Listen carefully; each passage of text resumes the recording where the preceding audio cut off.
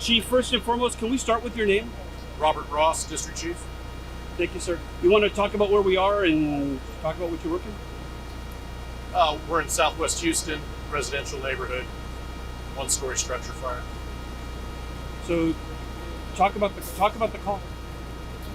We arrived on scene. We had heavy smoke and fire coming from a one-story residence. We made an offensive attack through the front of the house. It took us about 20 minutes to get the fire under control. During our search, we located one victim, an elderly male, and he was deceased on scene, unfortunately. Talk about the operation. I mean, obviously it's a slow, thorough process from here on forward, but talk about what this process has been like. Yeah, arson investigators are on scene. They're going to take a look at the cause, try to determine where the fire started, how it started. Was it a full first alarm, or did you guys have additional units on top of that? It was a single alarm fire. 4 engines, 2 ladder trucks. Were there any kind of challenges that were different or unique with this?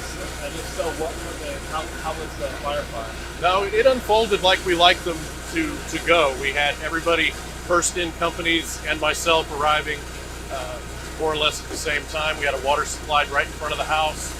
So those are all optimal conditions. I heard some people talk about some possible utilities or power issues. We didn't have any power issues that we're aware of. We shut off the power when we arrived, shut off the gas. We didn't run into any problems. And I'm not going to speak to this, but my people were asking, do you know any updates about the firefighters who were at that wreck earlier this morning that they were released from the hospital? Or? I do not have any information about the other incidents. Okay. I can get you a little bit on that.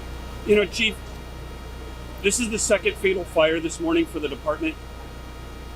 Talk about what it's like, because nobody really talks about how difficult this can be on you guys as firefighters when you have to respond to a structure and then you got a working fire, you go into rescue mode and talk about the down point after you guys have already done all your work. What's it like for these firefighters? Well, it's always a challenge when you have a fatality fire.